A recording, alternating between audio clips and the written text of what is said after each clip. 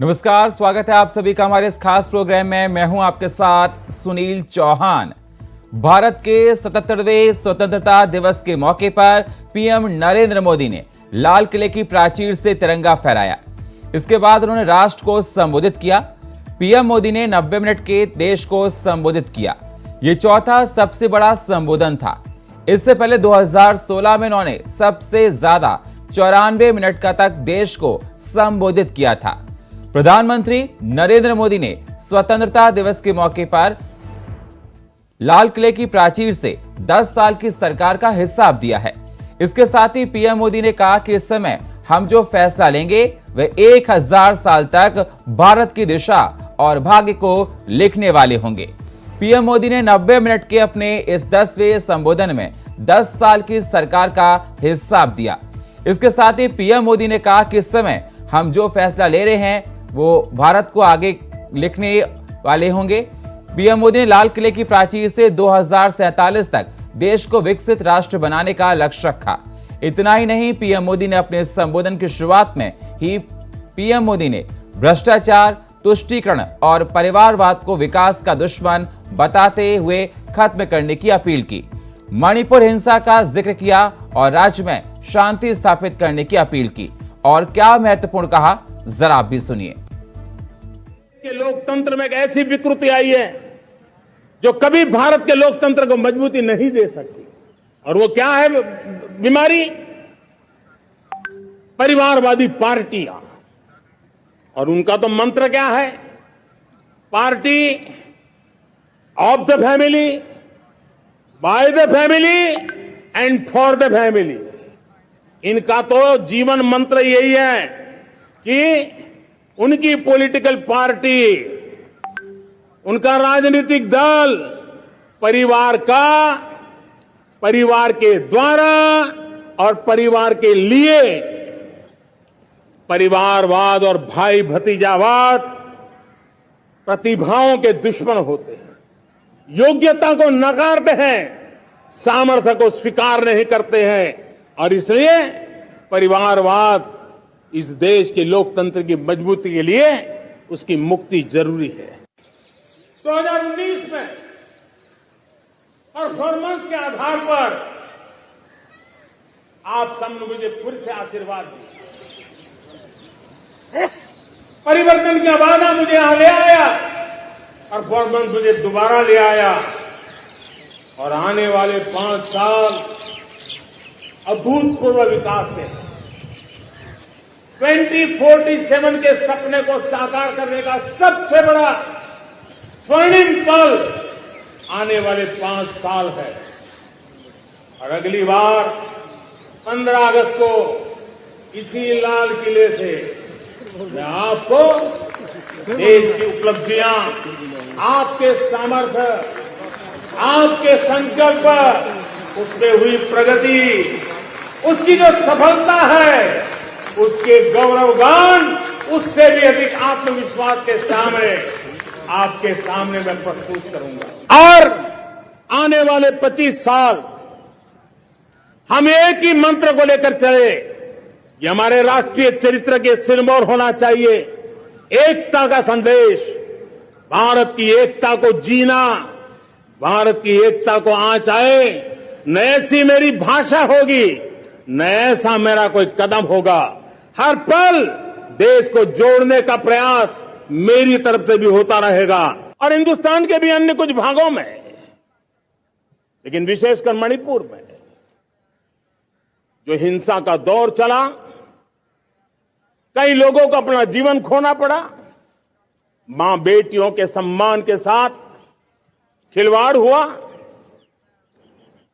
लेकिन कुछ दिनों से लगातार शांति की खबरें आ रही हैं। देश मणिपुर के लोगों के साथ है।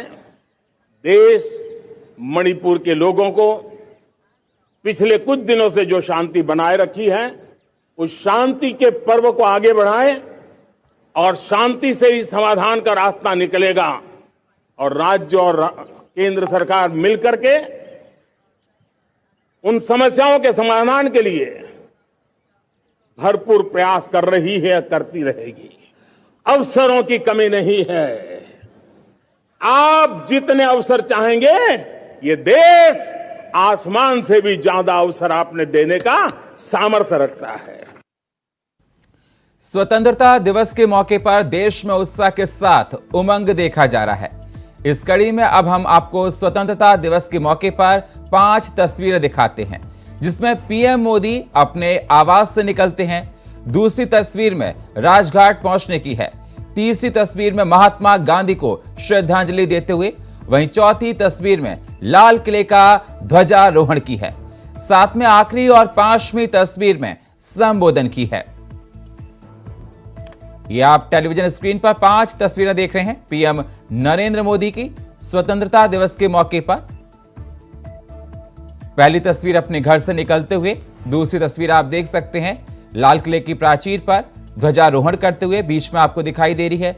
तीसरी आप देख सकते हैं जो इसमें देखा जा रहा है लाल किले पर गार्ड ऑफ ऑनर दिया जा रहा है उनको रेड कारपेट पर। और 5वीं तस्वीर आप देख सकते हैं प्रधानमंत्री राजघाट पहुंचते हुए, और अंत में तस्वीर आप देख सकते हैं देश को संबोधित करते हुए लाल किले की प्राचीर से।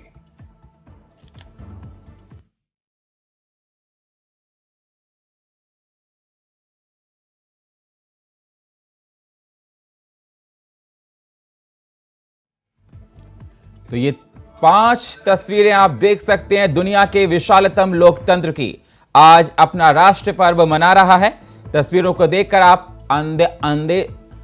अंदाजा लगा सकते हैं कि दुनिया की विशालतम लोकतंत्र की खूबसूरत तस्वीरें क्या कुछ बयान कर रही हैं। तस्वीरों के माध्यम से आप देख सकते हैं कि भारत कितना विकसित होने जा रहा है।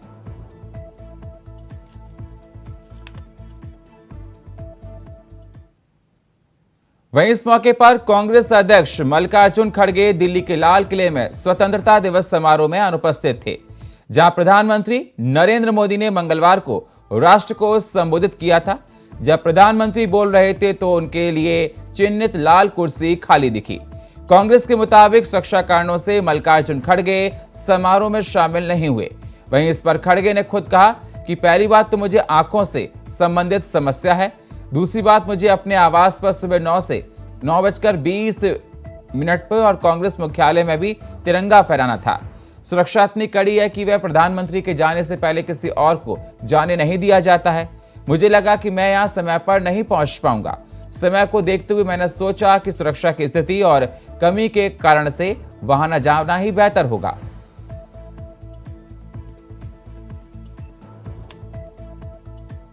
देखो, मेरे को दिक्कत क्या है, एक तो मेरे आंखों का थोड़ा प्रॉब्लम है, तो एक दूसरा क्या है, वो मेरे को घर पर 9:20 को झंडा लगाना एज पर इसके प्रोटोकॉल के हिसाब से। फिर मैं कांग्रेस ऑफिस में आके यहाँ पर भी झंडा फहराना है, तो यहाँ पहुंचे यहाँ पर तो मैं पहुंच ही नहीं सकता था, और उनकी सिक्योरिटी इतनी टाइट है, फर्स्ट प्राइम मिनिस्टर जाने तक दूसरे किसको भी नहीं छोड़ते। तो इसीलिए मैंने ये दोनों जगह घर के पास भी होते रहता है, सबको मालूम है, और आज यहाँ पर कांग्रेस ऑफिस के पास भी होता है। ये समय के लिए मैंने वहाँ पर जाना उचित नहीं समझा। तो इस पर चर्चा करने के लिए हमारे साथ आशीष सिंह बीजेपी नेता हमारे साथ जुड़ चुके हैं, हमारे साथ ओमकार नाथ सिंह कांग्रेस नेता हमारे साथ जुड़ चुके हैं, हमारे साथ धनुष कुमार राजनीतिक विश्लेषक हमारे साथ जुड़ चुके हैं। सबसे पहले आप सभी मेहमानों को हैप्पी इंडिपेंडेंस डे।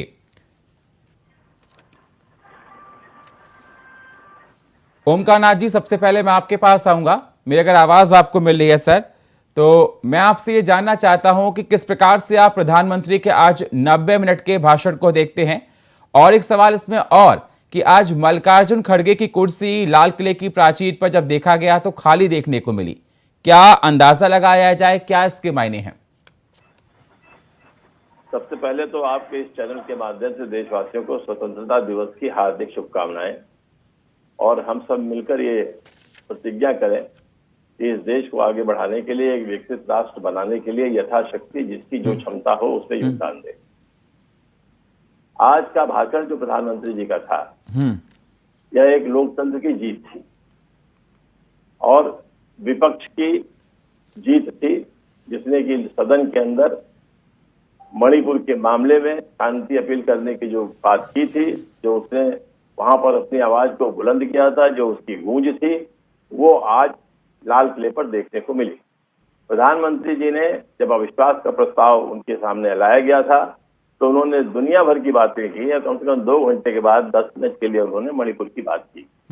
मगर आज उसके बाद जब क्या कहते हैं हमारे नेता राहुल जी ने प्रेस कॉन्फ्रेंस की और विपक्ष के नेताओं ने इसकी आलोचना की, तो उनको उसका पता चला कि उनको महसूस हुआ कि जनता जो है उनके इस कार्यक्रम से खुश नहीं हुई है, तो उन्होंने भाषण का जो प्रारंभ किया वो मणिपुर की समस्या से ही किया।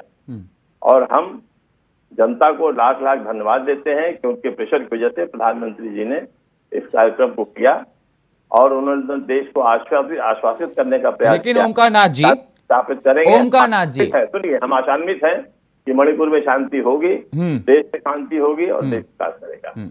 उन्होंने कहा कि मणिपुर पहले से हालात में ठीक है, लगातार काम हो रहा है।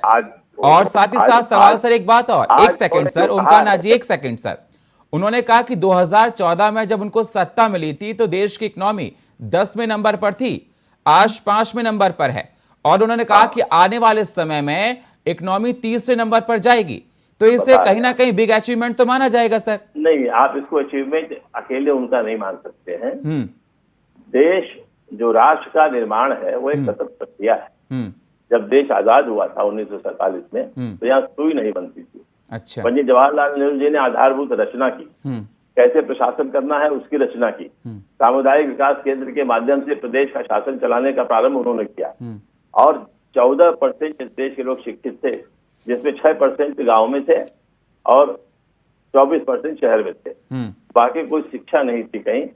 इसमें स्कूल खोले गए, विद्यालय खोले गए, टेक्निकल यूनिवर्सिटीज खोली गई, एम्स खोला गया, IIT खोला गया और भाखड़ा नागर जाम खोला गया और जो बोकारो में स्टील प्लांट हुए, पब्लिक सेक्टर जो यहाँ सुई नहीं बनती तो कोई आदमी पैसा लगाने को तैयार नहीं था। तो भारत सरकार नहीं, ये अचीवमेंट सर किसका होगा फिर? अगर आप कह रहे हैं कि प्रधानमंत्री जी को आप डिनाई कर रहे हैं सर। बात तो सुन लीजिए मेरी बात को। जब ये सारी सुविधाएं हमने दी और जब करते करते करते हम कहाँ थे और कहाँ हम पहुंचे, हम 2014 में 10वें नंबर पर पहुंच गए थे। तो अगर 10 से 5 पे आप आए हैं तो ये तो सतत प्रक्रिया है, ये तो चलनी ही है। अगर आप इसको नहीं करेंगे तो आप जाएंगे कहाँ? लेकिन जो सर, ये दर्शाता है ना कि देश विकसित हो रहा है सर, ये दर्शाता है देश विकसित हो रहा है। होगा ही, देश तो विकसित होगा, चाहे हम रहे चाहे वो रहे। अच्छा। लेकिन देश के अंदर आप देश का विकसित करते हैं किससे? कि हमारी क्या GDP हो गई, लेकिन जो देश के नागरिक हैं आपने उनका विकास कभी किया? महंगाई को कंट्रोल किया? देश के अंदर क्या कहते हैं बेरोजगारी को आपने कंट्रोल किया? और अगर सब कुछ सही है तो आप बताइए 80 करोड़ जनता को हम फ्री राशन क्यों दे रहे हैं? किस लिए दे रहे हैं? इसका कोई जवाब है किसी के पास? उन्होंने ये भी कहा कि अगले साल लाल किले पे मैं फिर भी आऊंगा। साथ ही साथ भ्रष्टाचार, तुष्टिकरण, परिवारवाद को लेकर बात की प्रधानमंत्री ने। ये तो उनका दम्भ है और उस दम्भ के मामले में कोई कुछ नहीं कह सकता है। वो जनता बताएगी कि वो राज्य अगली बार आएंगे कि नहीं आएंगे। आशीष जी जवाब दीजिए, इकोनॉमी में पूरा उनका हाथ नहीं, ये तो होना ही था। देखिए, सबसे पहले मैं सुनील जी आपके चैनल के माध्यम से माँ भारती के सभी प्रेमियों को स्वतंत्रता दिवस की हार्दिक शुभकामनाएं देता हूँ। और आज प्रधानमंत्री जी का जो ऐतिहासिक संबोधन था वो कहीं न कहीं कांग्रेस के और जो उनका गठबंधन बना है वो उसके डायरेक्ट दिल पे जाके लगा। और मुझे लगता है कि इनकी हलगाहट इसलिए भी है क्योंकि मोदी जी जब पूरे आत्मविश्वास के साथ कहते हैं कि हम अगले साल फिर इसी लाल किले से विकसित होते हुए भारत की बात करेंगे, बदलते हुए भारत की बात करेंगे, जो हमने संकल्प लिया था 2014 से वो उसके सिद्धि होते हुए भारत की बात करेंगे, तो इनकी व्याकुलता बढ़ेगी। देखिए, इनकी संवेदनशीलता मणिपुर के लिए इतनी सी है, मैं आपको समझाता हूँ कि सदन में जब प्रधानमंत्री मणिपुर से बोलते हैं तो ये लोग भाग जाते हैं। एक प्रधानमंत्री जब संबोधन कर रहा होता है तो पूरा विपक्ष उठ के भाग जाता है, साथ में उनके कांग्रेस के अध्यक्ष से लेके राहुल गांधी सभी लोग चले जाते हैं। ये उनकी संवेदनशीलता वो प्रधानमंत्री के भाषण के अंत तक नहीं रुक पाते हैं, जबकि प्रधानमंत्री जी संसद में 18 बार मणिपुर की चर्चा करते हैं। जी जवाब दीजिए।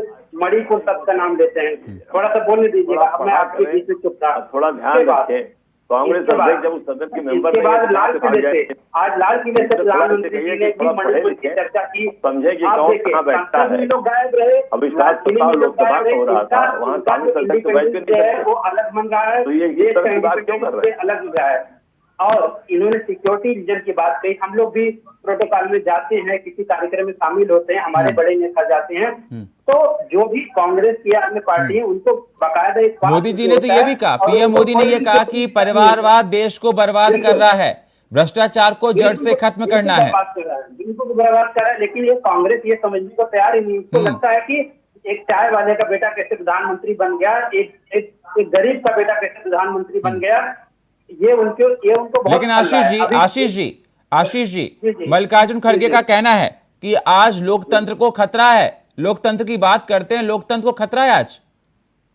लोकतंत्र को मैंने कहा ना, लोकतंत्र को खतरा इसलिए है क्योंकि एक चाय वाला कैसे प्रधानमंत्री बन गया, चाय वाला कैसे दूसरी बार प्रधानमंत्री बन गया, कैसे तीसरी बार 140 करोड़ जनता के आशीर्वाद से आत्मविश्वास से कह रहा है। जी बात रखिए सिंह साहब, पंडित नेहरू का आप रखिए अपनी बात। आज के लिए उन्होंने इन्हीं युवाओं जिनको मोदी जी कह रहे थे कि इन्हीं युवाओं पे मुझे इतना भरोसा है कि हम लोग एक दिन विसर्जित करेंगे, और पंडित नेहरू जी कह रहे थे अपने संबोधन में कि हमको डाउट है कि इस देश के जो युवा है वो काम नहीं करना चाहते हैं, और चाइना और जापान के युवा इतना काम करते हैं, इसीलिए आज वो आगे है। देखिए यही अंतर है नेहरू जी में और मोदी जी में।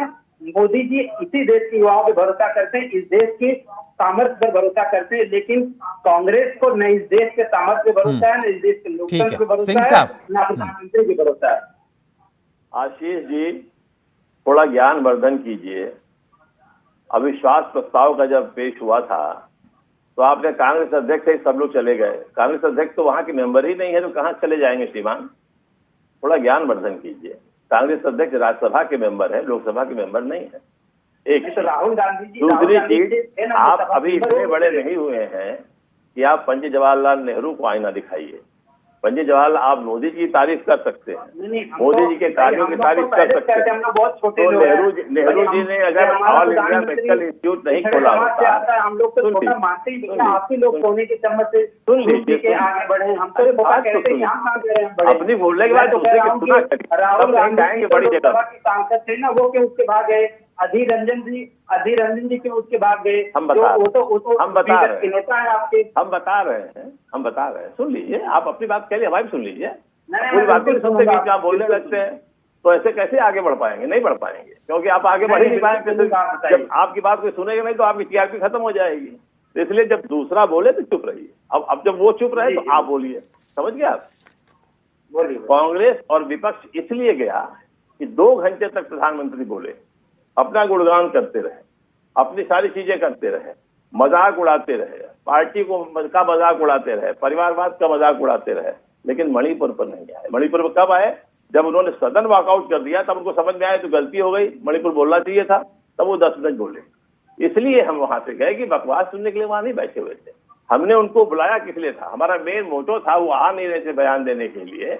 और आप सोचिए कि प्रधानमंत्री ने जो बोला है सदन के अंदर, और जो सदन में मर्यादा की है, वो मर्यादा प्रधानमंत्री को शोभा नहीं देता है। आपको मालूम है, लोकसभा हो और राज्यसभा हो, चाहे विधानसभा है, वहां जब कोई सदस्य बोल रहा होता है तो चाहे प्रधानमंत्री हो चाहे मुख्यमंत्री, वो सब लोग शांतिपूर्वक आते हैं और सदन की पीठ को सलाम करते हैं और चुपचाप बैठ जाते हैं, ताकि कार्रवाई में कोई बाधा ना हो। आप कई भाजपा के सदस्य असम के बोल रहे थे और वो अंग्रेजी में भाषण कर रहे थे। जैसे ही प्रधानमंत्री घुसे सदन के अंदर, जैसे लग रहा है कि सभा की हो रही है कोई, और उसके अंदर उन्होंने अपना मोदी मोदी के नारे शुरू कर दिए। ये उनको भी रोकना चाहिए था, और सदन पे की पीठ पे जो माननीय लोकसभा के अध्यक्ष बैठे थे उनको भी रोकना चाहिए। सदन की गरिमा इतनी हल्की नहीं होती है कि किसी एक व्यक्ति को इतनी महिमा कर दीजिए कि सदन के ऊपर हो। ये बहुत गलत बात है और ये नहीं होना चाहिए, समझे। दूसरी बात जब उन्होंने बताया, जब मणिपुर पर आए तो उन्होंने बताया कि मिजोरम पे किसने बरसाया बम। अरे भाई, आप प्रधानमंत्री हो, देश की एकता और अखंडता को बचाने के लिए उस समय की प्रधानमंत्री ने बम बरसाया था। मालूम है आपको, मिजोरम को स्वतंत्र घोषित कर दिया गया था। MNF एक पार्टी है, उसके लालडेंगा नेता थे, उन्होंने बाकायदे अपने को स्वतंत्र घोषित कर दिया, सरकारी खजाने पे कब्जा कर लिया, सरकारी असलहों पे कब्जा कर लिया, सारे रास्ते बंद कर दिए, आग लगा दी दफ्तरों में। और उस समय क्या करती सरकार, पाकिस्तान और चीन उसको मदद कर रहा था, उसमें सरकार कहती कि नहीं, हम हाथ धरे बैठे रहेंगे। ठीक है सर, जल्दी से आशीष जी जवाब। मैं डॉक्टर धनोज के पास जाऊंगा सर। देखिए, सदन की गरिमा तो इतनी भी सस्ती नहीं होती है कि कोई माननीय सांसद उसके जाके प्रधानमंत्री को गले लगाए। सर, गरिमा की कोई बात ना करे, गरिमा की कोई बात ना करे। हमने सब लोगों ने देखा है कि कांग्रेस क्या गरिमा रखती है, बीजेपी क्या गरिमा रखती है और दल क्या गरिमा करते हैं। कोई सांसद बैठ के महिलाओं का मजाक उड़ाए, तो सदन की गरिमा तो यहाँ भी होती है। सिर्फ सदन की गरिमा वही आपको समझ में आती है जब माननीय सदस्य मोदी मोदी के नारे लगाती, और वो क्यों ना लगाए। एक ऐसे माँ का बेटा जो किसी पॉलिटिकल बैकग्राउंड से नहीं आता, आज वो देश का दूसरी बार प्रधानमंत्री चुना गया, तो स्वाभाविक सी बात है कि उसके सदस्य लगाएंगे। आशीष जी आपके पास आएंगे। ठीक है, धनोज जी आवाज मिल रही है सर? बिल्कुल मिल रही है। धनोज जी आपने सुन भी लिया होगा दोनों लोगों को, आशीष जी को आपने सुन लिया होगा और आप ओमकार नाथ जी को भी आपने सुना होगा। सदन की गरिमा तार तार हो जाती है, प्रधानमंत्री जी बोलते हैं। मैंने तो कई बार ये देखा है सदन में मिर्ची पाउडर फेंकते हुए, पेपर फेंकते हुए, कमेंटबाजी करते हुए, भद्दी टिप्पणियां करते हुए, वेल तक जाते हुए, ऐसी वहां पर गरिमा तार तार की जाती है। तब तो नहीं कहा जाता विपक्षी दलों की तरफ से कि सदन की गरिमा को तार तार किया जा रहा है, डेस्क पर लोग चढ़ जाते हैं, शाउटिंग करते हैं।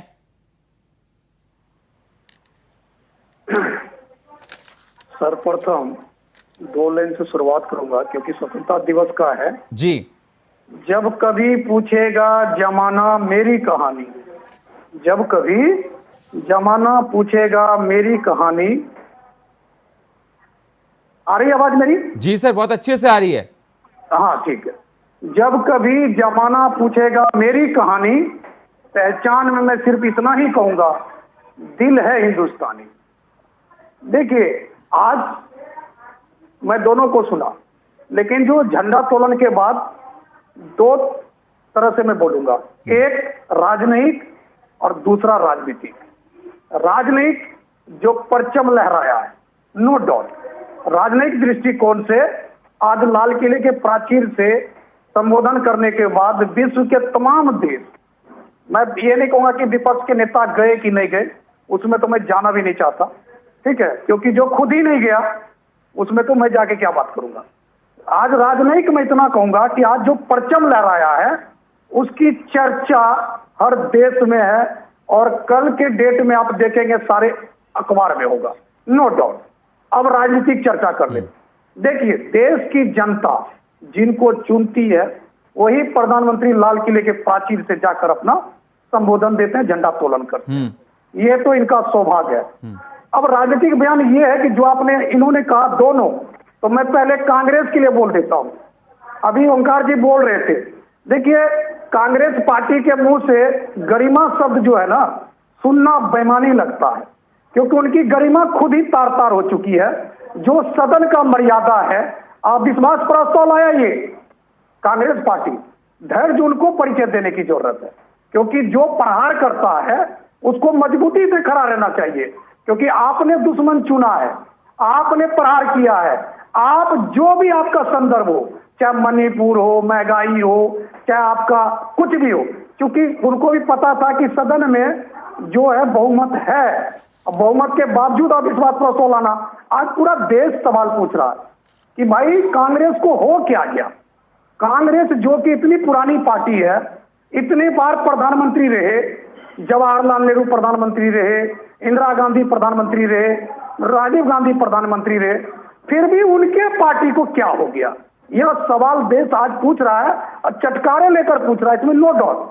क्योंकि एक पत्रकार होने के नाते पूरे देश भ्रमण करने का मौका मिल रहा है, लोगों से बात करने का मौका मिल रहा है, लोग बोल रहे हैं।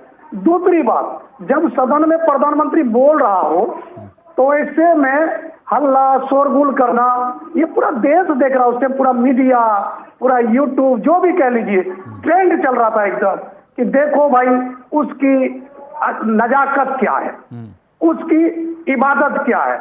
इबादत का मतलब समझ गए, सदन के प्रति मैं बात कर रहा हूँ। सदन मतलब लोकसभा के प्रति, क्योंकि सभी वहां वही लोग जाते जो चुनाव जीतते हैं, जो मेंबर ऑफ पार्लियामेंट होते हैं, जो माननीय होते हैं, और उनका जो बर्ताव है वो बर्ताव माननीय जैसा नहीं दिखाई दिया। आज वो चर्चा है। अब आ जाइए आज का।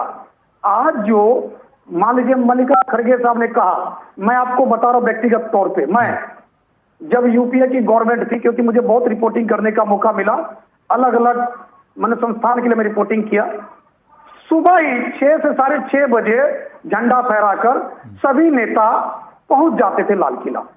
बस इरादा होना चाहिए। अगर आज वो कह रहे मेरे आंखों में प्रॉब्लम है, आज वो कह रहे हैं कि भाई वहां मैं जाता 9:20 पे मुझे अपना झंडा फहराना, अरे पहले देश के लिए जरूरी है झंडा, पार्टी के लिए जरूरी नहीं है झंडा।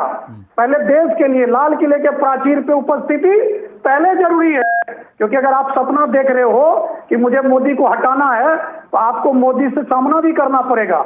आप वहां जाकर सुनते और फिर मीडिया को आप बोलते कि भैया मुझे ये अच्छा नहीं लगा, मुझे वो अच्छा नहीं लगा। दूसरी बात, उन्होंने कहा कि मुझे वहां सिक्योरिटी प्रॉब्लम होता। अरे भैया आप इतने बड़े नेता हो, कांग्रेस के अध्यक्ष हो, और आपको ये हल्की बात कहते हुए आपको 10 बार सोचना चाहिए कि विपक्ष का नेता हो और कांग्रेस पार्टी के अध्यक्ष हो, वो लाल किला जाता तो उनको क्या सिक्योरिटी प्रॉब्लम होता। अरे सिक्योरिटी प्रॉब्लम क्या होता है मैं थोड़ा सा बता देना चाहता आपको। उन लोगों के लिए सिक्योरिटी प्रॉब्लम जो लोग का कोई माने जिसको जनता कह लीजिए, सीधी शब्दों में जनता कह लीजिए। नेताओं का सिक्योरिटी प्रॉब्लम कभी नहीं होता है, क्योंकि उनको जानते हैं एसपीजे के, चाहे वो एसीपी डिप्यूटेशन हो वहां पर, चाहे वहां पर एसीपी हो, एसएसपी हो, चाहे वहां कमिश्नर हो, उनको वहां ले जाते अदब के साथ, उनको बिठाते। ये तो खाली राजनीति है जो राजनीति कांग्रेस पार्टी ने किया, लेकिन मुझे समझ में नहीं आ रहा क्या मिलेगा। अब मैं थोड़ा सा आ जाता हूं आशीष जी बीजेपी वाले, इन्होंने कहा, देखिए मैं आपके चैनल पे पहले भी कहा था कि जो मणिपुर का मुद्दा है उस मुद्दे को बहुत पहले उस पर बोलना चाहिए। मैं पहले भी कहा था देवाकी से कि प्रधानमंत्री हो, चाहे भाजपा की सरकार हो, चाहे भाजपा पार्टी हो, उनको बोलना चाहिए। जब वहां पर गए थे गृह मंत्री जी, उसी टाइम जबरदस्त का एक्शन लेना चाहिए, क्योंकि you have to take executive decision, आपको लेना ही पड़ेगा। क्योंकि जब कोई उग्रवाद में इसलिए बोल रहा हूं, जब कोई उग्रवाद हमारे देश के अंदर आगजनी कर रहा हो या मान लीजिए कत्लेआम कर रहा हो, उनको मारना, पीटना, अरेस्ट करना अच्छी बात होती है। किसी उग्रवाद को मारना, पीटना, अरेस्ट करना अच्छी बात होती है। और वहां पर मणिपुर जल रहा था, वहां पर विपक्ष भी अगर राजनीति कर रहा था तो उनको भी अरेस्ट करना चाहिए, ठीक है उनको भी धनोज जी, मैं आपके पास आऊंगा। वक्त एक छोटे से ब्रेक का, मुझे ब्रेक लेना पड़ेगा। वक्त एक छोटे से ब्रेक का, मिलते हैं एक छोटे से ब्रेक के बाद। ब्रेक के बाद स्वागत है आप सभी का हमारे इस खास प्रोग्राम में। आप बताते हैं जिस प्रकार से आज देश अपना स्वतंत्रता दिवस मना रहा है। नरेंद्र मोदी ने 90 मिनट तक भाषण दिया, जिसको लेकर देखा जा रहा है कि विपक्ष लगातार तमाम सवाल खड़े कर रहा है उनके भाषण पर। लगातार अरविंद केजरीवाल, अखिलेश यादव कह रहे हैं कि देश को विकास की जरूरत है। वहीं कांग्रेस के अध्यक्ष मल्लिकार्जुन खड़गे के वहां पर पहुंचने पर सियासत गरमाई हुई है। तो इस पर चर्चा करने के लिए हमारे साथ जुड़े हुए थे पहले से मेहमान आशीष सिंह हमारे साथ थे, ओमकार नाथ जी हमारे साथ थे और धनोज जी हमारे साथ थे। धनोज जी आपको हमने सुन लिया था, अब ओमकार नाथ जी आपकी बारी थी। सर जवाब दीजिए। जिस प्रकार से धनोज जी का कहना था कि अगर मल्लिकार्जुन खड़गे नहीं गए, देश सर्वोपरि है, सर्वोच्च है, देश के लिए पहले जाना चाहिए था। देखिए धनोज जी ने शायद उनकी बात पूरी नहीं सुनी। जब उन्होंने जो बात कह दी है तो उसके ऊपर मैं तो कुछ नहीं कह सकता, वो हमारे नेता हैं। धनोज जी स्वतंत्र पत्रकार हैं, वो उनको सिखा सकते हैं, उनको शिक्षा भी दे सकते हैं, क्योंकि उनके शिष्य रहे होंगे हो सकता है, लेकिन हमारे शिष्य नहीं, हमारे तो गुरु एक चीज। लिहाजा हम अपने अध्यक्ष के बारे में कुछ नहीं कह सकते। जो उन्होंने अगर न बयान दिया होता तो हम अपने तरफ से कुछ कहते भी। जब उनका बयान पब्लिक डोमेन में है तो मेरे बोलने का कोई मतलब नहीं। दूसरी बात जो धनोज जी ने कही कि जो सम्मान किया या जो क्या कहते हैं अविश्वास प्रस्ताव लाए, जब आप आए तो आपको डटे रहना चाहिए था।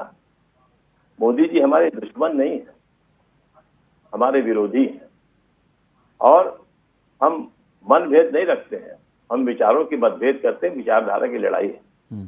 कोई यहाँ पर बंदूक लेके हम नहीं लड़ रहे हैं कि हम क्या कहते हैं डटे रहेंगे और अपनी जान दे देंगे और ये कर देंगे। नियमों के अनुसार हमने वही काम किया जो हमें करना चाहिए था, हमारे नेताओं ने वही किया जो करना चाहिए था, कि जिस काम के लिए हमने उनको बुलाया था उस काम को न करके वो दुनिया भर की बातें कर रहे थे। जहां तक परिवारवाद की बात है, उन्होंने बात कही परिवारवाद के बारे में। एक बात हमको बताइए आप बहुत ध्यान से, परिवारवाद ऐसे ही चल जाता है। बहुत से नेता रहे, लेकिन जब आप चुनाव में जीतेंगे, जनता आपको चुनेगी, तभी तो आप क्या कहते हैं आगे बढ़ेंगे, और जब हार जाएंगे तो परिवारवाद कहाँ खड़ा होगा। अगर ये समझ में आता क्योंकि ये किन प्रकार राज्यसभा में घुसे ही रहते हैं तो समझ में आती बात कि हाँ ये परिवारवाद है। इंदिरा जी को आप परिवारवाद की संज्ञा देंगे, जिन्होंने पूरी जिंदगी 11 वर्ष की उम्र से उन्होंने राजनीतिक आंदोलनों में भाग लिया। राजीव गांधी जब पैदा हुए थे उस समय ये दोनों आदमी मियाँ बीवी जेल में थे। दोनों आदमी राहुल गांधी को क्या कहेंगे सर? सुन लीजिए, मैं बता उसी पे आ रहा हूँ, मैं उसी पे आ रहा हूँ। इतनी जल्दी क्यों कर देते हैं, बात करते हुए आ रहा हूँ ना। और इंदिरा गांधी ने अपने को प्रूव भी किया, देश में अनेक चीजें की उन्होंने, बैंकों का नेशनलाइजेशन किया, प्रीवी पर्सेस को समाप्त किया, LIC को और क्या कहते हैं कोल इंडिया को नेशनलाइज किया, और उसके बाद दुनिया में नक्शे पर क्या कहते हैं एक नया देश बना दिया बांग्लादेश, और 93,000 सैनिकों को सरेंडर कराया, सिक्किम को अपने यहाँ मिलाया, खाद्यान्न में देश को आत्मनिर्भर बनाया, जो आज आप दे रहे हो 80 लाख लोगों को अनाज, ये इंदिरा गांधी की देन है। मोदी की स्पीच पे आइए, पीएम मोदी की स्पीच पे आइए सर, डिबेट ये है, ठीक है, सुन लीजिए, ठीक है, पीएम मोदी की स्पीच पर आइए सर, डिबेट ये है, आज का टॉपिक सर ये है। सुनिए, इंफॉर्मेशन टेक्नोलॉजी अगर आज वो न इंट्रोड्यूस किए होते, ठीक है, जिसका वो विरोध कर रही थी भारतीय जनता पार्टी, ठीक है, पीएम नरेंद्र मोदी की स्पीच पर सर आइए। उन्होंने कहा कि भ्रष्टाचार, तुष्टीकरण, परिवारवाद आज कहीं ना कहीं इस पर खत्म कर रहे हैं ना। अब देखिए अजीत पवार को लेके भ्रष्टाचार खत्म हो गया। अच्छा, वो क्या कहते हैं उनको, हेमंता विश्व शर्मा को ले गए, भ्रष्टाचार खत्म हो गया। दिनेश अधिकारी को लेकर भ्रष्टाचार खत्म हो गया। भ्रष्टाचार तो खत्म कर रहे हैं, वो अच्छा काम कर रहे हैं। जो यहाँ भ्रष्ट लोग अपने यहाँ ले जा रहे हैं, और वहाँ एक वॉशिंग मशीन धुल जा रहा है, वो साफ हो जा रहा है। आशीष जी, अब तो कोई इंक्वायरी वगैरह कुछ होगा। धनोज जी, जो पटवारी का जो भर्ती हुई मध्य प्रदेश में भ्रष्टाचार नहीं है। अभी कल के अखबार में CAG ने ऑब्जेक्शन किया है, एक हाईवे बना है यहाँ से मुंबई तक का, उसमें 251 करोड़ रुपया पर किलोमीटर सड़क हुई है, और जबकि 18 करोड़ रुपया पर किलोमीटर सड़क जो है वो की गई है। CAG की रिपोर्ट जिसने फ्लैगशिप जो बनाया है, ऑब्जेक्शन किया है। तो इस तरह की चीजें बहुत सी हुई हैं, आप उसको देखते रहिए और समझ में आ जाएगा। सुन तो लीजिए ओंकार जी। हाँ ओंकार जी सुन लीजिए थोड़ा सा, आपने कुछ कहा तो थोड़ा सुनने की भी ताकत रखिए ना। नियम, कायदे, कानून, आपको पता अविश्वास प्रस्ताव क्यों लाया जाता है? कांग्रेस देश को पढ़ाएगी क्या? नहीं, कांग्रेस देश को संविधान पढ़ाएगी?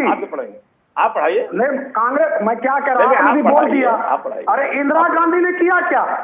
इंदिरा गांधी ने 2 देश के टुकड़े कर दिए। अब आपको प्रणाम करता हूँ। अरे पहले सुन तो लो यार, सुनो ना थोड़ा, तो प्रणाम करता हूँ आपको। अरे भाई साहब सुन तो लीजिए थोड़ा। जब इंदिरा गांधी ने कुछ नहीं किया, जब इंदिरा गांधी ने कुछ नहीं किया, हम क्या करें? सुनिए ना, सुनिए। अब हम क्या सुने? आप सुन लीजिए, सुनने लायक कोई बात सुनिए ना भाई। अरे पहले सुनोगे तब ना। अरे हम क्या सुने आपकी बात?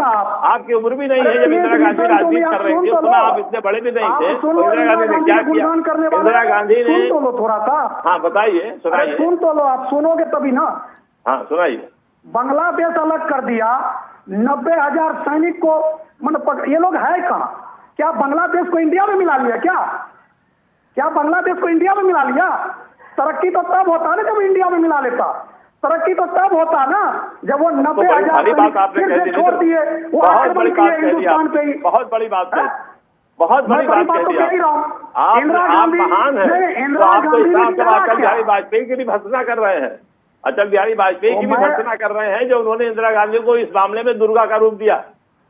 भाई अटल बिहारी वाजपेयी ने दुर्गा के रूप में संबोधित किया था। अरे और आप कह रहे हो, सुन लीजिए ना। क्या सुनिए? अरे सुनिए ना, हमने आपके देश लिए की दुर्गा मदद की, काली हमने होगी। बांग्लादेश की मदद अरे की, आपके लिए हमने दुर्गा काली बांग्लादेश को होगी। अलग किया। उन्होंने खून पिया देश का तो काली तो होगी ना। अरे देश का खून पिया तो काली तो कहलाएगी ना वो। आप क्या कहना चाहते हैं? क्या बांग्लादेश को इंडिया में मिला लिया क्या? मैं तो पूछ रहा मिलाना हूँ नहीं इंडिया था, वाद के माध्यम से। मिलाना नहीं था मैं तो मित्र। पूछ रहा हूँ। आप बच्चों वाली वो बात कर रहे तरक्की हो, हुआ, वो बहुत तरक्की बच्चों हुआ, वाली बात कर रहे हो आप। वो तरक्की हुआ आप महान हो। अपने देश का पैसा बर्बाद करके, अपने भाई, देश आप के महान सैनिकों हो, को आप मरवा क्या के, कहें? अपने देश के शहीद। अरे भाई सुन लीजिए आप। अरे हम क्या सुने, आपकी सुनने लायक बात हो ना, आप इस तरह की बात कहोगे तो लोग बोलोगे, कहेंगे बहुत नहीं, बड़ा आप बड़ा बोलो तो राम राम, आप बोलो तो राम राम। आप नहीं, गुस्सा राम कर राम रहे हैं। नहीं है, आपको अगर आइडिया इतना ही नहीं है, आप बुरी क्या थी कह रहे वो, हो? तो फिर कांग्रेस की हार क्यों हो आपको गई? आइडिया नहीं है, आप क्या कह रहे फिर हो? कांग्रेस की हार क्यों हो गई? नहीं नहीं, आपको आइडिया नहीं है कि आप क्या कह रहे हो? थोड़ा पढ़ो लिखो तो कांग्रेस को समझ में 50 आएगा। सीट क्यों मिला? बांग्लादेश थी। से अरे सुनिए, दुर्गा देवी थी, बांग्लादेश तो फिर के लोग कांग्रेस की ये दुर्गति बात क्यों सुनिए, हो गई? दोनों भाई सुन लो, बात सुनो। मैं क्या करा, वो दुर्गा थी, बांग्लादेश के काली थी, लोग चंडी थी, लाखों तो की संख्या में आसाम में आ कांग्रेस की रहे दुर्गति थे। क्यों हो गई? हमारी नेता 10 जगह गई, सबसे उन्होंने रिक्वेस्ट किया कि इसको रोकिए, पाकिस्तान के अत्याचार को रोकिए। वो नहीं माने, तब पाकिस्तान से युद्ध करके बांग्लादेश को अलग करके उसको स्वतंत्र किया। हमें उसको लेना नहीं था, लेकिन हम अपने देश को इंडिया- बचाना था हमको। वो सारे आदमी मतलब आके हमारे इसको- भर जाते तो हम कैसे खिलाते उनको? नहीं, हर जगह गया, हर जगह देश की अरे हवा बात प्रधानमंत्री करते थी, फिर काहे रोहिंग्या भगा रहे हैं? कांग्रेस की नेता थी कि रोहिंग्या प्रधानमंत्री को थी? क्यों भगा रहे हैं आप? अरे कांग्रेस जो की बाहर के नेता लोग आ थी रहे या हैं, उसको प्रधानमंत्री भगा थी रहे वो? हैं। अरे क्यों मैं भगा आपसे रहे थे? पूछ रहा हूँ, वो बताइए देश के हमको। प्रधानमंत्री थी या कांग्रेस की अध्यक्ष थी वो? हर जगह जब गई थी वो देश के प्रधानमंत्री थे ना। वो देश की अभी आप प्रधानमंत्री बोले थी कि और मोदी सबके मेरा यहाँ विरोधी गई है, तो, और उसे कहा आप कि आप बोले मोदी मेरा रोके। विरोधी है। अरे आपको थोड़ा सा बोलने से पहले सोचना चाहिए कि आप टीवी पर बैठ के क्या बोलते हो। वो देश के अरे हमको प्रधानमंत्री न समझाओ आप है, वो मेरे। कांग्रेस पार्टी के भी हमको प्रधानमंत्री न है। समझाओ, आप कांग्रेस अपना पार्टी समझो, को भी बोलो भारत तो में बोलना, राजनीति क्योंकि करनी है। आप तो कांग्रेस पार्टी के आके घुस जाए कांग्रेस अरे खराब, कांग्रेस पार्टी को तो आप वही बोलोगे, आप राजनीति बोलो। करनी है। वो देश आप के कांग्रेस, प्रधानमंत्री है, आप वो राजनीतिक कांग्रेस पार्टी के भी विश्लेषक नहीं हो। प्रधानमंत्री है, You वो are a खड़गे के भी particular प्रधानमंत्री है, opinion, वो राहुल गांधी के भी particular प्रधानमंत्री है, opinion। वो प्रियंका गांधी वाड्रा के भी प्रधानमंत्री है। जब उनके खिलाफ बोलते हुए थोड़े से तो जुबान खराना चाहिए आपके। क्या आप अपने प्रधानमंत्री के खिलाफ कैसे बोलते हो? वो आपके भी प्रधानमंत्री है जनाब। प्रधानमंत्री वो खिलाफ आपके भी सभी तो प्रधानमंत्री है। अच्छे लोग होते, कौन नहीं ये बोलता है? मल्लिका खड़गे जी नहीं पहुंचे वहाँ, वो क्यों नहीं पहुंचे? मैं तो सवाल पूछता आपसे। उन्होंने बयान दे दिया है, अब उस बयान को आप नहीं सुनो तो अरे हम उस क्या बयान करें? का क्या करेंगे? उस बयान का तो आप क्या बनेगा हम क्या? कहाँ कह रहे हैं, आप उसको मानो, उस बयान का लगातार उसको बनेगा। आलोचना कर सकते हो, आपके लिए आप देश उसकी जो आलोचना है, करो, आपके लिए हम देश को उसको नहीं स्थान ही कहते नहीं हैं। रखता। कांग्रेस पार्टी के अध्यक्ष के लिए देश को स्थान ही नहीं रखता। लाल किला का प्राचीर को स्थान नहीं, ही मैं नहीं बता रहा रखता। हूँ, सुन लीजिए है? उनकी अगर बात। स्थान अगर आप रखता, नहीं समझ पा रहे तो हो तो पैदल चलेगा, अगर आप बगल में समझ तो नहीं है। पा रहे हो, अरे भाई बगल में ही तो है। अगर आप 1 नहीं समझ पा किलोमीटर रहे हो तो रहते हम उसको नहीं कह मल्लिका सकते। खड़गे जी पैदल चले उन्होंने जाते। जो कहा, उसकी मानता आज की होती। जो सिक्योरिटी है प्रधानमंत्री की सुरक्षा, फिर उसमें सिक्योरिटी की कोई दुहाई भी क्यों दे रहे हैं? जो सिपाही अरे है, लॉलीपॉप चाहे किसी वो और को खड़गे क्यों, पढ़ाइएगा। चाहे वो हम होम जैसे मिनिस्टर पत्रकार को हो, मत पढ़ाइए। सुन लीजिए, हम जैसे चाहे पत्रकार खड़गे को मत क्यों, चाहे पढ़ाइए। होम मिनिस्टर हो, अगर रूट लग गया है तो जब तक प्रधानमंत्री नहीं निकलेंगे वो नहीं कांग्रेस जाने पार्टी में पाएंगे। वो झंडा अपने फहराना ग्रुप के जरूरी हिसाब है। से काम करते हैं, कांग्रेस इसीलिए पार्टी उन्होंने में- कहा कि हमारे अरे हम भाई उसके अंदर साहब, फंस जाएंगे कांग्रेस पार्टी के तो एक कार्यालय में झंडा झंडा फहराना फहराने जरूरी का है। हर जगह एक निश्चित देश समय के होता लाल किला के है, प्राचीर उस पर समय पे झंडा पहुंचना फहराना आवश्यक जरूरी होता नहीं है, इसलिए लोग ये नहीं जाते। कांग्रेस पार्टी का संदेश है।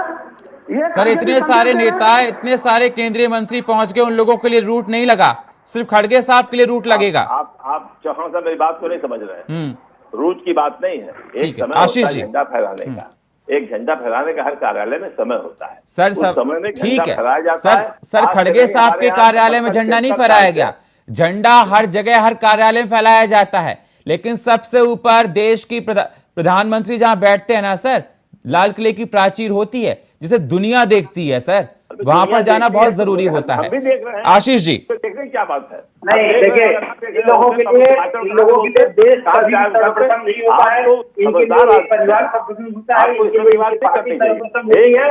और इसीलिए जो देश क्या कहते हैं 9 बार एमएलए रहा हो, 3 बार एमपी रहा हो और हर पद में रह चुका हो, आप उसकी बात को मजाक में ले रहे हैं। राष्ट्रीय अध्यक्ष होने के सुरक्षा में कोई घुस सकता है? हमें सबसे वहां आना था, हमारा वही रूल था कि प्रधानमंत्री का रूल था। हम कैसे उससे आ जाते? होम मिनिस्टर को आना था, होम मिनिस्टर के लिए झंडा नहीं फहराना था और मंत्रियों को झंडा नहीं फहराना था। हम एक मिनिस्टर में जाने के लिए बात कर पा रहे हैं, इसलिए हमने उसको रोका। फिर उसकी आंख खुद ही बोल रहे हैं के रूट लग गया था। देखिए, ये तो हाइट ऑफ हिपोक्रेसी है कांग्रेस की। जैसे मेरे पत्रकार मित्र कह रहे थे कि ये इससे हल्की कोई बात ही नहीं हो सकती कि ये कांग्रेस का राष्ट्रीय अध्यक्ष ये कहे कि हम वहाँ सिक्योरिटी रीजन से नहीं पहुंच पाएंगे, हमको वहाँ की ट्रैफिक पुलिस है हमारी वहाँ की जो एसपीजी सुविधा नहीं जाने देगी। ये सब देखिए, लेकिन आशीष जी मल्लिकार्जुन खड़गे का स्टेटमेंट सामने निकल कर आया। आशीष जी, मल्लिकार्जुन खड़गे का स्टेटमेंट सामने निकल कर आया। उन्होंने कहा आज लोकतंत्र खतरे में है। अरविंद केजरीवाल ने कहा कि देश का हाल बहुत बुरा है, मैं देश के हर नागरिक को अमीर बनाऊंगा। अखिलेश यादव ने कहा कि देश का हाल बहुत खराब है, भाषण देने से कोई विश्वगुरु नहीं बन पाएगा। बताइए आप। देखिए, अरविंद केजरीवाल जी के लिए, चाहे राहुल गांधी जी के लिए, चाहे नीतीश कुमार जी के लिए, ये देश मतलब मोदी इसलिए भी परेशान कर रहा है क्योंकि इनको अपनी स्वतंत्रता नहीं मिल रही है, इनको अपने हिसाब से लूटना पाटना नहीं मिल रहा है, इनको अपने हिसाब से पोस्टिंग और ट्रांसफर नहीं मिल रहा है, इनको अपने हिसाब से मणिपुर को लेकर कहा ना सर, मणिपुर को लेकर कहा कि लोकतंत्र खतरे में है। कितने दिनों से मणिपुर जल रहा है सर, जिम्मेदारी तो आपकी है। बिल्कुल बिल्कुल बिल्कुल। देखिए, जिम्मेदारी हमारी है, तो हमारी जिम्मेदारी को समझते हुए माननीय गृह मंत्री जी और माननीय प्रधानमंत्री जी उस पर बोल भी चुके हैं और जितना करना था माननीय गृह मंत्री जी को वो कर भी रहे हैं। और बहुत सारी ऐसी चीजें होती है जो नहीं कही जा सकती गृह मंत्री जी के द्वारा, इसलिए उतनी ही बातें वो कह सकते हैं देश के सामने जिसकी देश इच्छा करता हो या देश जो चाहता हो माननीय गृह मंत्री या प्रधानमंत्री जी से। अब दूसरी बात में मैं आता हूँ। देखिए, इनका जो गठबंधन है, इस गठबंधन में जितने लोग हैं, आप बता दीजिए कोई ऐसा सिंगल एक ऐसा व्यक्ति बता दीजिए जिसके ऊपर 100, 200, 400 करोड़ का घपले का आरोप न लगा हो, चाहे केजरीवाल जी पे नहीं लगा हो। तुम्हारे यहाँ छगन भुजबल, तुम्हारे यहाँ छगन भुजबल, आपके यहाँ छगन भुजबल कौन है जिनको अभी जस्ट आपने अपनी पार्टी में लिया है और खुद प्रधानमंत्री मोदी ने उनको लेकर बोला था ईडी की उनके लिए जांच लग रही थी। बताइए, जवाब दीजिए। जो आप दूसरों के लिए बोल रहे हैं, आपके यहाँ छगन भुजबल की बात कीजिए। बिल्कुल बिल्कुल। देखिए, वो हमारे यहाँ पे आए हैं और जो भी आरोप है, देखिए वो मामला कोर्ट केस में था और वो मेरी पार्टी में नहीं है। जब अपनी पार्टी की बात है तो कोर्ट में चला गया मामला। वाह वाह आशीष जी वाह। जब अपने ऊपर बात आए तो उसको कह दो कोर्ट के ऊपर और दूसरों पर तीर छोड़ो सर। मेरे गठबंधन नहीं, मेरी पार्टी में नहीं कोई 100, 200, 1000 करोड़ घोटाला किया है। कैसे कह सकते हैं आप? खुद प्रधानमंत्री नरेंद्र मोदी ने छगन भुजबल को लेकर बोला था और ईडी की जांच चल रही थी और फिर उनको अपनी पार्टी में ले लिया। नहीं, मैं फिर से कह रहा हूँ, हमारी पार्टी में नहीं आए हैं, वो हमारे गठबंधन में शामिल हो, हमारी पार्टी में नहीं। अखिलेश यादव और अरविंद केजरीवाल का साफ तौर पर कहना है, अखिलेश यादव का कहना है कि लोकतंत्र, मल्लिकार्जुन खड़गे कहना है कि लोकतंत्र को खतरा है। लोकतंत्र की बात करते, लोकतंत्र बचा नहीं पा रहे हैं आप लोग।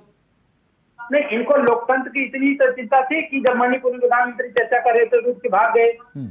राहुल गांधी जी और कांग्रेस अध्यक्ष स्वतंत्रता दिवस के कार्यक्रम में नहीं पहुंचते हैं। इसके पहले रिपब्लिक डे की परेड में राहुल गांधी कुर्सी खाली थी। अरे भाई, कांग्रेस के नेता कहिए भाई, लोकतंत्र अगर खतरे में है तो उसके लिए इनका प्लान क्या है, जनता की जवाबदेही क्या है? इनको लोकतंत्र खतरा है, यही बोलते हुए पूरे देश में घूम रहे हैं। इसको खतरे में क्या है? एक्चुअली लोकतंत्र खतरे में नहीं है, एक परिवार खतरे में है। और ये जो अरविंद केजरीवाल कह रहे हैं अगर मैं आऊंगा कभी, मेरी जिम्मेदारी बनेगी कि हर गरीब को मैं अमीर बना दूंगा। अरविंद केजरीवाल का कहना है। अखिलेश यादव का कहना है कि देश का हाल बहुत खराब है, भाषण देने से कोई विश्वगुरु नहीं बन पाएगा। आज हर दिल्लीवासी करोड़पति अरबपति है, क्योंकि अरविंद केजरीवाल ने तो दिल्ली को भी बोला था ना हम अमीर बना देंगे। और आपने देखा अभी कुछ ही दिनों पहले दिल्ली और समुद्र में कोई अंतर नहीं था, लाल किला तक डूबने के कगार पे था। तो ये अरविंद केजरीवाल का मॉडल है। वो कितने बड़े झूठे हैं ये तो पूरा देश जानता है, विश्व जानता है। अरविंद केजरीवाल की बात तो यहाँ ना हो तो ही अच्छी है। सिंह साहब जवाब दीजिए, फिर मैं जाऊंगा धनोज जी के पास। देखिए, ये आरोप प्रत्यारोप तो बराबर चलते रहेंगे। वो हमारे नेताओं को आरोपित करेंगे, हम उनके नेताओं को आरोपित करेंगे। ये तो चलता रहता है, इसी को लोकतंत्र बोलते हैं। इसमें कोई बात नहीं है और न इसका कोई जवाब देने की आवश्यकता है। ये अगर किसी को कहते हैं जितने कोई ऐसा नहीं है दूध को धोया। तो ये मानिए ना, नरेंद्र मोदी का भाषण आज बहुत अच्छा था, ये कहिए सर। फिर नहीं, उनके भाषण में कोई दम नहीं था, सब पुरानी चीजें थी। बार बार वही किस प्रकार से दम नहीं था सर? किस प्रकार से दम नहीं था आशीष जी? उन्होंने कुछ भी नहीं कहा था, उसके अंदर नयापन और उनके भाषण में एक दम जरूर था। मैं बोलता हूँ और दम जो है, किया है, दम जो है कांग्रेस के प्रवक्ता बोलेंगे कि मोदी जी ने बालाकोट किया, मोदी जी ने और जहाँ तक ये सवाल उन्होंने कहा 2031 और 2032। जवाब दीजिए सिंह साहब। आशीष जी कुछ कह रहे हैं आपसे। आशीष जी कह रहे हैं कि कुछ आप बोलेंगे। आशीष जी बोलिए। मोदी जी ने कहा, नहीं मैं वही कह रहा हूँ कि मैं कह रहा हूँ कि ऑन चैनल की भाई इंदिरा जी ने देश के लिए बहुत किया, लेकिन क्या मेरे कांग्रेस के प्रवक्ता ये कहेंगे कि मोदी जी ने देश सर्जिकल स्ट्राइक किया, मोदी जी ने बालाकोट किया, मोदी जी ने किसान सम्मान निधि दी, मोदी जी ने स्टार्टअप किया, मोदी जी ने स्टैंडअप किया, मोदी जी हमेशा देश के लिए बोलते हैं, मोदी जी देश के लिए 24 घंटे कार्य करते हैं, मोदी जी सागर माला प्रोजेक्ट और भारत माला प्रोजेक्ट की बात करते हैं, मोदी जी के नेतृत्व में ही आज 40 से 50 किलोमीटर रोजाना एक्सप्रेस वे बन रहे हैं। सिंह तो साहब, ये आप कहेंगे कि मोदी को विकास पुरुष कहिए। मैं तो कह रहा हूँ कि इंदिरा जी ने देश के लिए किया। देखिए, जो भी प्रधानमंत्री या राष्ट्रपति बिल्कुल रहता है, उस देश में प्रधानमंत्री देश का होता है, किसी पार्टी का नहीं होता। बिल्कुल सिंह साहब। प्रधानमंत्री देश के होते हैं, लेकिन प्रधानमंत्री की आलोचना विपक्ष के लोग करते हैं। आपको एक छोटा सा उदाहरण देता हूँ। एक बार अटल बिहारी वाजपेयी जी भाषण दे रहे थे लोकसभा में, और उन्होंने पंडित नेहरू को कहा कि आपका दोहरा चरित्र है। प्रधानमंत्री वो भी थे। आपका दोहरा चरित्र है, आप में चैम्बरलैन भी है और क्या कहते हैं वो चर्चिल भी है। और बहुत बोले। शाम को पार्टी में राष्ट्रपति भवन में मिले, अटल जी ने खुद कहा कि मैं घबराया। उन्होंने भाषण में कहा मैं घबराया। मैंने कहा आज तो खैर नहीं, लेकिन उन्होंने मेरी पीठ पे हाथ रखा और कहा बहुत अच्छा बोले, ऐसे ही सब बोलते रहो। तो खुद उन्होंने कहा, ये अटल बिहारी वाजपेयी ने लोकसभा में बोला। नहीं, आशीष जी का ये कहना है कि हम तारीफ करते हैं कि इंदिरा ने पार्टी इन देश के लिए किया, तो आप ये कह सकते हैं कि नरेंद्र मोदी ने भी देश के लिए किया ना सर? कुछ ऐसा देश के लिए नहीं किया उन्होंने जो कि हम कहें कि उन्होंने कर दिया। नरेंद्र मोदी ने कुछ नहीं किया देश के लिए। उन्होंने मेक इन इंडिया स्टार्ट किया। पहले मेक इन इंडिया किया, मेक इन इंडिया फ्लॉप हो गया। फिर मेक इन इंडिया किया तो मेक इन इंडिया फ्लॉप हो गया। मतलब वो कोई चीज स्टार्टअप किया, स्टार्टअप भी कोई बहुत तेज नहीं चल पाया। तो कोई चीज उन्होंने ये नहीं किया कि आज देश इतने आगे जा रहा है, इकोनॉमी हमारी 5वें नंबर पर पहुंच गई। किसकी देना सिंह साहब? सुनिए, देश तब जाएगा, किसका सुपरविजन है सर? मेरी बात सुन लीजिए। हम अपनी कोठी बना लें, हमारे पास सुख ज्यादात हो जाए, हमारे पास मान नौकर चाकर हो जाए, इससे हमारा तो होगा, लेकिन हमारे पूरे गांव का नहीं हो पाएगा। गांव का जब एक आदमी अच्छी तरह से रहने लगे, उसको रोजगार मिल जाए, 70 साल तक सर आप रहे, आसमान छू रही है, उसको वो कंट्रोल कर सके, तब जबकि जाके हो पाएगा। अभी आप देखिए, बेरोजगारी की चरम सीमा है, महंगाई की चरम सीमा है। कोई आदमी आपसे क्या नहीं जानते महंगाई, आप छुपा हुआ है कि महंगाई है कि नहीं है। ठीक है, मानते हैं महंगाई है सर। सारी चीजें हैं और आप 80 करोड़ लोगों को फ्री राशन खिला रहे हैं, इसका मतलब कि उनके पास नहीं है कुछ। जवाब दीजिए आशीष जी, कैसी आप बात करते हैं कि तरक्की की है जहां 80 करोड़ लोगों को फ्री में राशन खिला रहे हैं और महंगाई की बात कर रहे हैं? मैं धनोज जी के पास जाऊंगा जल्दी से। देखिए, मैं उसको ऐसे देखता हूँ, वे प्रधानमंत्री जी जो इस देश के दलित शोषित वंचित पीड़ित है, उनके घरों में राशन पहुंचा रहे हैं, उनके जीवन स्तर को ऊंचा उठा रहे हैं, उनको किसान सम्मान निधि दे रहे हैं, उनका जनधन में खाता खुलवा रहे हैं। भाई आप, उन्होंने ये भी कहा कि भाई जिनके जो संपन्न है वो मना कर दे राशन लेने के लिए, वो तो कई बार बात बोले। आशीष जी, दो चीजें, या तो जो खाता खुलवा रहे हैं तो वो जो राशन दे रहे हैं वो रिश्वत है क्या? अरे खाता खुलवा रहे हैं तो उसमें वो कमाई कर रहे होंगे, तभी तो पैसा जा रहा होगा। तो जब पैसा जा रहा है तो आप राशन क्यों दे रहे हैं? और इसका मतलब पैसा नहीं जा रहा है, खाता बंद है, इसलिए वो राशन आप दे रहे हैं। आप अपने में ही कंफ्यूज है। अब प्रधानमंत्री की तारीफ करिए, हम नहीं कहते मत करिए, लेकिन आप बताइए ना वास्तविकता क्या है। ठीक है धनोज जी, ठीक है आशीष जी, ठीक है सिंह साहब, मैं आपके पास आऊंगा। धनोज जी, फाइनल कमेंट दीजिए सर। देखिए, फाइनल कमेंट में मैं इतना ही कहना चाहूंगा कि जब बात देश की आती है, लाल किले के प्राचीर से एक प्रधानमंत्री बोल रहे हैं तो उसकी तारीफ होनी चाहिए, क्योंकि वो देश के प्रधानमंत्री बोल रहे हैं। राजनीति करने के लिए आपको बहुत वक्त मिलेगा। अभी चुनाव आ रहा है ना, राजनीति खूब कीजिए, कोई आपको कौन रोक रहा है। लेकिन जब लाल किले की प्राचीर की बात हो रही है, क्योंकि वो एक ऐसा संबोधन होता है जिसको पूरा विश्व सुन रहा होता है, मीडिया के माध्यम से जरूर सुनता है, और उस पर विश्व के भी देश के ना प्रतिक्रिया आते हैं। लेकिन सवाल ये होता है कि जब देश के अंदर ही एक कदावर नेता टाइम पर नहीं पहुंचता है, तो वहीं से दिख जाती है कि राजनीति हो गई है। मैं यह नहीं कहना चाहता, उनका अपना व्यक्तिगत होगी प्रॉब्लम, आंखों में प्रॉब्लम बताया वो होगा, ठीक है, लेकिन देश के लिए सारी प्रॉब्लम एक तरफ, देशभक्त एक तरफ। क्योंकि जो भारत का है वो भारत के देशभक्ति के लिए खुद को भी कुर्बान कर सकता है। उसके लिए क्या आंख की प्रॉब्लम, क्या सिक्योरिटी, क्या फलाना, ये सब सिर्फ कहने की बात है। राजनीति से बचना चाहिए था। खासतौर पर आज जश्न का दिन था, क्योंकि ये मत भूलिए कि आज ही के दिन हमारा भारत आजाद हुआ था। लाखों कुर्बानियों के बाद हमारा देश आजाद हुआ था। वो आजादी, जश्न आजादी, जिसके लिए एक हर्षोल्लास, एक खुशी, एक ऐसा वातावरण जहां पर आपकी उपस्थिति बहुत जरूरी थी, ताकि आप भी कह सकते थे कि हमारे बाप दादा ने इस आजादी को पाने के लिए अपने लहू को बहाया, लेकिन आप उससे वंचित रह गए। तो मेरा कहना इतना ही लास्ट में कि राजनीति करिए, खूब करिए, लेकिन 15 अगस्त और 26 जनवरी कम से कम इसको तो छोड़ दीजिए, क्योंकि 26 जनवरी को गणतंत्र हमारा लागू हुआ था, 15 अगस्त को हमारा देश आजाद हुआ था। ये देश आजादी, इसको राजनीति में मत वो करिए, राजनीति से बचना चाहिए। मेरा इतना ही कहना है। जी, बहुत बहुत शुक्रिया आप सभी मेहमानों का चर्चा में जुड़ने के लिए। आशीष सिंह जी आपका, ओमकार नाथ जी आपका और धनोज कुमार जी आपका बहुत बहुत शुक्रिया।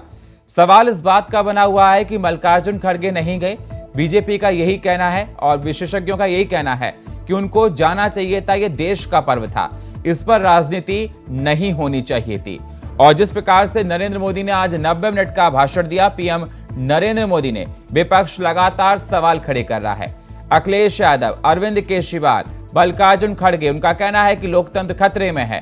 अखिलेश यादव का कहना है कि देश के हालात बहुत खराब हैं। अरविंद केजरीवाल का कहना है कि मैं कभी सत्ता में आया तो हर किसी को अमीर बना दूंगा। प्रधानमंत्री के बातों पर सहमत नजर नहीं आ रहे हैं। और फिलहाल हमारे इस खास प्रोग्राम में इतना ही। बाकी खबरों के लिए आप बने रहिए इंडिया वॉइस के साथ। तब तक के लिए नमस्कार।